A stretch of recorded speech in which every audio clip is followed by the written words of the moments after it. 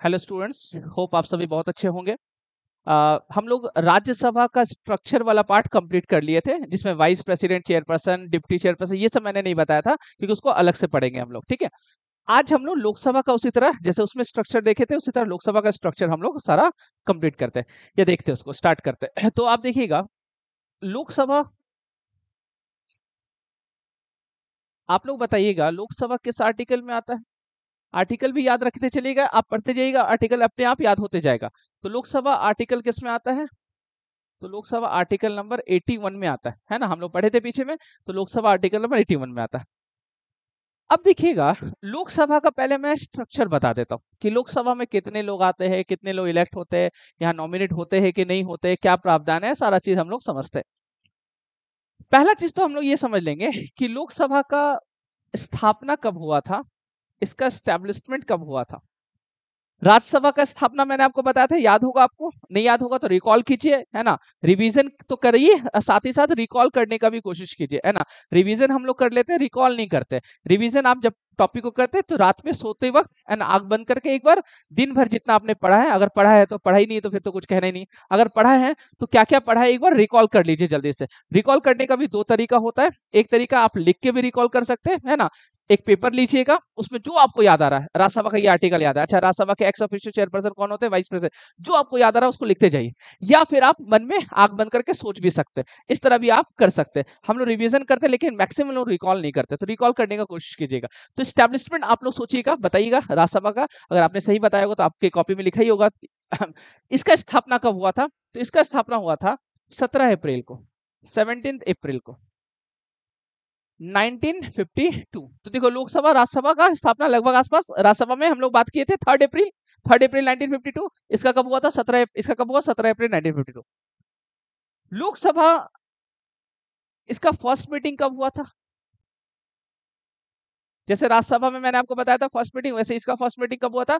तो उसी तारीख को हुआ था जब राज्यसभा का फर्स्ट मीटिंग हुआ था। अब आपको अगर याद होगा तो आप तुरंत बता दोगे कि राज्यसभा का फर्स्ट मीटिंग कब हुआ था। तो राज्यसभा का जब हुआ था उसी वही तारीख, मतलब 13 मई, 13 मई 1952। तो 13 मई 1952 में लोकसभा का पहला मीटिंग हुआ था। यहां तक क्लियर? तो ये दो फैक्ट तो आपको ध्यान रखना ही रखना। अब हम लोग समझते हैं कि लोकसभा में कितने लोग आते हैं मैक्सिमम और टोटल, जैसे वहां पे हमने लिखे थे। और यहाँ पे एग्जामिनर सवाल बना सकता है क्योंकि बहुत सारा चेंजिंग हुआ है, और वो चेंजिंग हम लोग अभी तक, है ना, अवेयर नहीं रहते, तो वही पुराना पुराना चीज पढ़ते रहते हैं। तो मैंने आपको बताया था कि मैं अपडेटेड चीज आपको पढ़ाऊंगा और सारा चीज अपडेटेड रहेगा, उसके लिए आप परेशान मत होइएगा। तो देखिएगा, मैक्सिमम सीट, और एक हम लोग क्या लिखेंगे बताइए, टोटल। टोटल या फिर इसी को क्या बोलते हैं, प्रेजेंट। प्रेजेंट सीट कितना है, मतलब अधिकतम संख्या सीटों का संख्या कितना है लोकसभा में, और वर्तमान में, या कुल, है ना, कुल वर्ड आए, टोटल वर्ड आए तो वो भी ध्यान रखना, या कुल सीटों की संख्या कितनी है। मैक्सिमम, आप लोग सोचिए, अगर कुछ लोग पढ़े होंगे तो मैं आपको बताता हूँ वो गलती कहाँ करेंगे। कुछ लोग पढ़ेंगे तो वो बता देंगे सर 552, और टोटल में वो लिख देंगे 545। याद रखिएगा स्टूडेंट, ये गलत हो जाएगा, है ना, क्योंकि अब कुछ चेंज हो चुका है ना। वही चेंजिंग हम लोग को क्या करना है, समझना है, और वहां से सवाल बनेगा। देखिए, ये पहले होता था 552, ये पहले होता था 545, मतलब 2019 से पहले, 19 के बाद कुछ चेंजिंग आया। और अब क्या हो गया, ये 552 नहीं रहा, ये हो गया 550, और ये हो गया 543। कैसे? चलिए हम लोग एक बार इसको समझते हैं। तो चलिए इसको हम लोग समझते हैं। पहले मैक्सिमम, मैक्सिमम सीट 552, पुराना वाला पहले डेटा हम लोग समझते हैं, फिर मैं बताऊंगा कहाँ चेंजिंग हुआ। अभी मैं पुराना बता रहा हूँ, 552 अभी है नहीं, अभी कितना है मैक्सिमम, 550 है। लेकिन 552 क्या है समझिएगा। देखिए, 552 को अगर हम लोग दो पार्ट में बांटे तो 500, या इसको चलिए हम लोग तीन पार्ट में बांट के अलग अलग से देख लेते हैं। 530 सीट जो है ये स्टेट को दिया गया था। 20 सीट जो है, 20 सीट जो है ये यूनियन टेरिटरी को दिया गया। कितना हो गया दोनों, 530 एंड 20, 550, 550। 550 सीट जो है आप समझिएगा, ये क्या, ये जो मेंबर आएंगे यहाँ पे जो सीट भरा जाएगा, वो लोग मेंबर जो होंगे वो क्या होंगे, वो होंगे इलेक्टेड। वो क्या होंगे, वो होंगे इलेक्टेड। वो क्या होंगे, निर्वाचित। मतलब चुनाव जीत कर आएंगे, चुनाव लड़कर आएंगे। जो चुनाव लड़ेंगे, जो चुनाव जीतेंगे, वही इस 550 में शामिल होंगे। इसमें 2 एंग्लो इंडियन होता था। अब यहीं पे आपका चेंजिंग हुआ है ना। 2 एंग्लो इंडियन होता था। एंग्लो इंडियन को हिंदी में आंग्ल भारतीय बोलते हैं हम लोग। क्या बोलते हैं, आंग्ल भारतीय। तो 2 आंग्ल भारतीय होता था। होता था मतलब अब नहीं होता। तो एंग्लो इंडियन का प्रावधान क्या था और उसको क्यों हटाया गया या कब हटाया गया, उसको हम लोग समझेंगे। उससे पहले आप ये समझिए कि एंग्लो इंडियन किसको बोलेंगे। एक शब्द आता है एंग्लो इंडियन। अब बहुत लोगों को क्लियर नहीं होता ये कि एंग्लो इंडियन किसको बोला जाता है। तो बहुत लोग बोलते हैं सर जो ब्रिटेन से आया है, इंडिया में बस गया, एंग्लो इंडियन नहीं। एंग्लो इंडियन का परिभाषा है और हमारे कॉन्स्टिट्यूशन में इसका परिभाषा दिया गया है। और एंग्लो इंडियन का क्या परिभाषा दिया गया, तो एंग्लो इंडियन के बारे में बताया गया है कि जिसके पिता या पितृकुल के, मतलब पिता होगा या पितामह हो, मतलब उसके ऊपर, मतलब पितृकुल का, फादर के साइड से जो व्यक्ति है वो कहाँ का होना चाहिए, तो वो यूरोप का होना चाहिए। याद रखिएगा, कोई भी एक व्यक्ति है एक्स वाई जेड, है ना, मान लो इसके जो फादर है ये होने चाहिए कहां से, यूरोप से। याद रखिएगा यूरोप है, फॉरेनर मत करिए, फॉरेन मत कर दीजिए। फॉरेन में तो ऑस्ट्रेलिया भी आ जाएगा, अमेरिका भी आ जाएगा। नहीं, अमेरिका ऑस्ट्रेलिया का ये प्रावधान नहीं है, या सिर्फ ब्रिटेन के लिए भी नहीं है। यूरोप क्या है, यूरोप मतलब यूरोपियन कंट्री जितना भी है, इटली है, फ्रांस है, जर्मनी है, स्विट्जरलैंड है, कहीं से भी पिता के तरफ से ये यूरोप के होने चाहिए। पिता मतलब यूरोप का है, या इसके पितृकुल कहां से आ रहा है, यूरोप से आ रहा है। और मदर जो है वो इंडियन होनी चाहिए। वो क्या होनी चाहिए, इंडियन होनी चाहिए। याद रखिएगा, अगर फादर इंडियन है और मदर यूरोपियन है तो फिर वो एंग्लो इंडियन नहीं कहलाएगा। एंग्लो इंडियन का परिभाषा है कि पिता यूरोप से होना चाहिए या पितृकुल यूरोप से होना चाहिए, और मातृकुल जो है वो कहां से, इंडियन, है ना, भारतीय। और वो जो एक्स है, जो व्यक्ति, ये भारत का नागरिक होना चाहिए। मतलब भारत में अपनी माँ के साथ, मतलब ये नागरिकता ले लिया है यहाँ का, तब इस व्यक्ति को, इस एक्स को हम लोग बोलेंगे एंग्लो इंडियन। तो आंग्ल भारतीय इसको बोला जाता है जिसके पिता यूरोप से और माता इंडियन हो। क्लियर है। एंग्लो इंडियन का संख्या भारत में कम है, इसलिए हम लोग ये प्रावधान शुरू से कर दिए थे कि 2 एंग्लो इंडियन को नॉमिनेट किया जाएगा। क्योंकि हम लोग बोलते हैं कि लोकसभा, ये जो हमारा पार्लियामेंट है, वह हर वर्ग के लोग वहां पे उपस्थित होने चाहिए।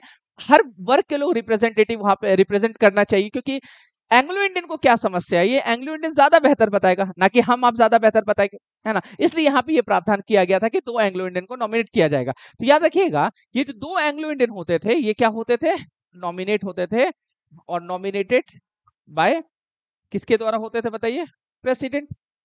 तो एग्जाम में ये क्वेश्चन पूछता था कि राज्यसभा से कितने नॉमिनेट करते प्रेसिडेंट, तो 12 वहां पे मैंने आपको बताया। लोकसभा से कितने, तो 2। लेकिन अब नहीं, पुराना क्वेश्चन जो आएगा, प्रीवियस क्वेश्चन जो आपको पीछे का 2019 से पहले का दिखेगा, उसमें आपको मिलेगा 2। लेकिन अब नहीं, इसका मतलब अब ये प्रावधान नहीं है। तो चलिए मैं आपको एक आर्टिकल बता देता हूं, तो यहां से भी क्वेश्चन आ सकता है क्योंकि ये न्यूज में भी था। 2 आर्टिकल है। एक आर्टिकल है आर्टिकल नंबर, एक आर्टिकल है आर्टिकल नंबर 331, और एक आर्टिकल है आर्टिकल नंबर 333। ये 2 आर्टिकल आप याद रखिएगा। 331 और 333 क्या है। 331 में लिखा हुआ था कि 2 Anglo Indian are nominated by the president in the Lok Sabha. मतलब राष्ट्रपति 2 आंग्ल भारतीयों को मनोनीत करेंगे। ये 331 में लिखा हुआ है। 333 में लिखा हुआ था कि 1 Anglo Indian is nominated by the governor in the Vidhansabha, मतलब लेजिस्लेटिव असेंबली। मतलब राज्य का जो विधानसभा होता है उसमें एक आंग्ल भारतीय को क्या किया जाएगा, नॉमिनेट किया जाएगा, मतलब मनोनीत किया जाएगा। किसके द्वारा, गवर्नर के द्वारा, राज्यपाल के द्वारा। लेकिन ये दोनों प्रावधान अब खत्म हो चुका है। मतलब article 331 and article 333 was deleted. मतलब दोनों को क्या कर दिया गया, डिलीट कर दिया गया। जब कॉन्स्टिट्यूशन में डिलीट करते तो ऐसे 2 क्रॉस लगा देते, इसका मतलब हो गया आर्टिकल क्या हो गया, डिलीट हो गया। समझ पा रहे। अब सवाल बनता है कि आर्टिकल डिलीट कब हुआ, ये भी एक सवाल पूछ सकता है। किस अमेंडमेंट के द्वारा हुआ, है ना, एक सवाल की क्वेश्चन बन सकता है किस अमेंडमेंट। तो आपको ये ध्यान रखना, कॉन्स्टिट्यूशन में एक अमेंडमेंट हुआ था 104th कॉन्स्टिट्यूशन अमेंडमेंट एक्ट 2019।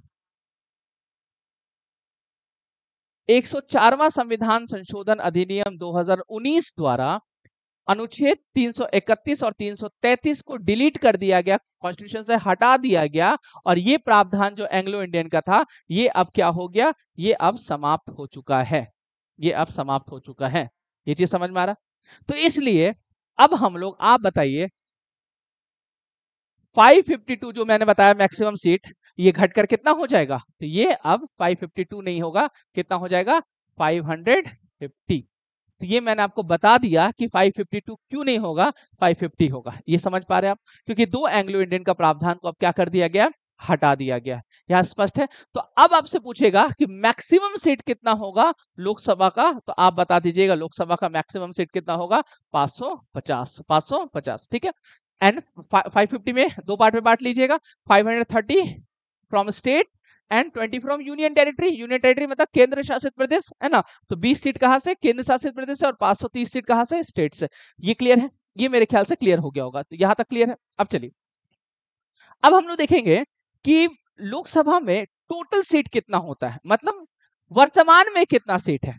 तो देखिए, तो नेक्स्ट में हम लोग देखते हैं कि लोकसभा में वर्तमान सीट कितना है। तो पहले कितना होता था आप बताइए, 545, लेकिन हम लोग क्या लिखेंगे, 543। कितना लिखेंगे, 543। क्यों, क्योंकि दो एंग्लो इंडियन हट चुका है, इसलिए 545 हम लोग, यहाँ फिर से मुझे बताने की आवश्यकता नहीं है, आप लोग समझ चुके हैं। तो ध्यान रखें 545 किसी किताब में अगर आपको दिखेगा कि वहां पे 545 और सर तो 543 बता रहे हैं, तो मेरे ख्याल से अब ये कंफ्यूजन नहीं होना चाहिए इस इंफॉर्मेशन के बाद से, ठीक है। तो 543 में कहां से कितने लोग आते हैं। अब इसमें भी एक चेंजिंग हुआ, मैं चेंजिंग बताता हूं, पहले पुराना डेटा मैं देता हूं, फिर नया डेटा देता हूं। देखिए क्या है चेंजिंग।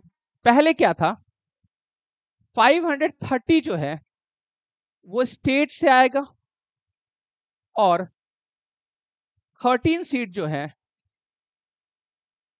13 सीट जो है ये यूटी से। ये पुराना है, याद रखिएगा। अब पूछेगा क्वेश्चन तो इसको नहीं करना है, ये पुराना हो चुका है।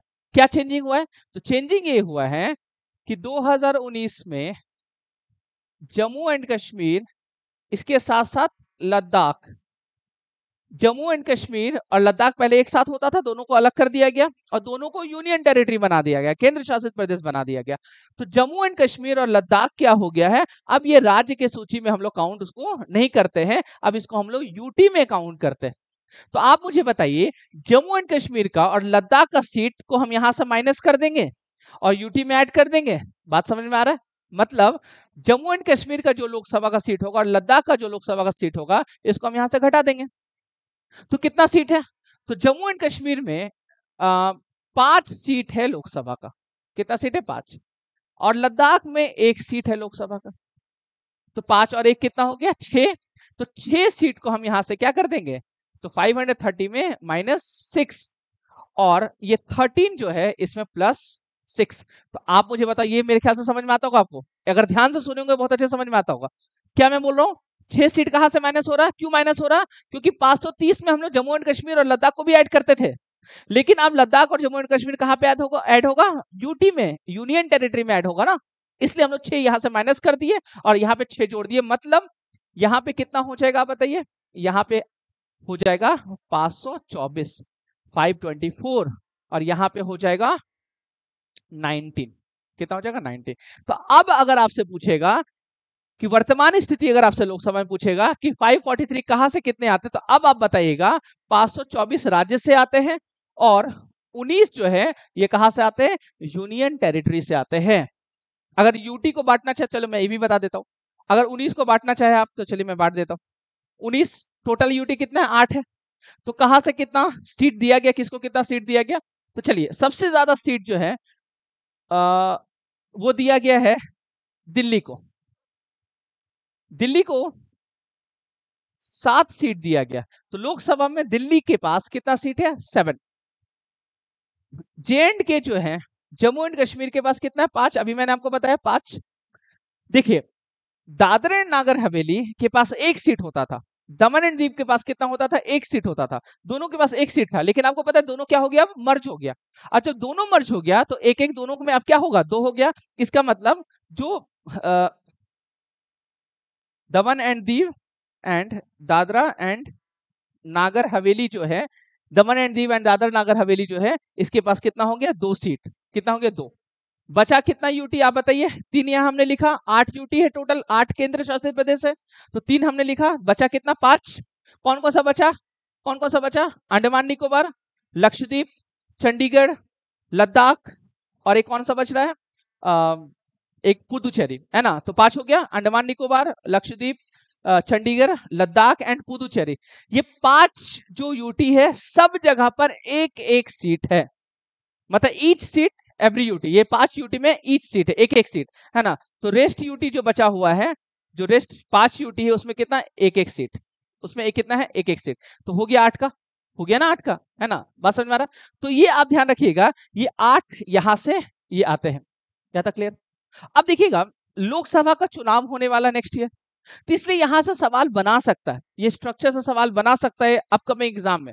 अपकमिंग जितना एग्जाम आ रहा है वहां पे आपको ये इस तरह का सवाल देखने को मिल सकता है। तो ये स्ट्रक्चर याद रखिएगा। तो वर्तमान में अब आपसे पूछा जाएगा कि लोकसभा में कितने नॉमिनेटेड मेंबर होते हैं, कितने मनोनीत सदस्य होते हैं, तो बताइए कितने होते हैं। तो एक भी नहीं होते, क्योंकि सारे निर्वाचित होते हैं, सारे इलेक्टेड होते हैं। मैंने आपको बताया था पहले क्लास में कि इलेक्टेड, अपॉइंटेड, नॉमिनेटेड, ये वर्ड को ध्यान रखना है, कहां पे कौन सा वर्ड डाल रहा है, उसी से हम लोग गड़बड़ कर देते हैं और क्वेश्चन गलत कर देते हैं। तो याद रखिएगा, इलेक्टेड अगर पूछा जाए तो आप बोलिएगा 543, लेकिन अगर क्वेश्चन में ये पूछ दे कि कितने नॉमिनेटेड, तो अब पहले कितना होता था, 2 एंग्लो इंडियन होता था, लेकिन अब वर्तमान में एक भी नहीं है। तो वर्तमान में क्या है कि राज्यसभा में तो 12 नॉमिनेट होते हैं, लेकिन लोकसभा में एक भी नॉमिनेट नहीं होते। इसलिए लोकसभा में सारे सदस्य जो है वो लोग क्या है, इलेक्टेड है, निर्वाचित है। क्लियर है यहाँ तक। तो ये हो गया स्ट्रक्चर, है ना, ये हो गया स्ट्रक्चर लोकसभा का। अब लोकसभा से जुड़ा हुआ जितना फैक्ट्स है उसको हम लोग नेक्स्ट क्लास में समझेंगे। आज के लिए इतना ही। Thank you so much.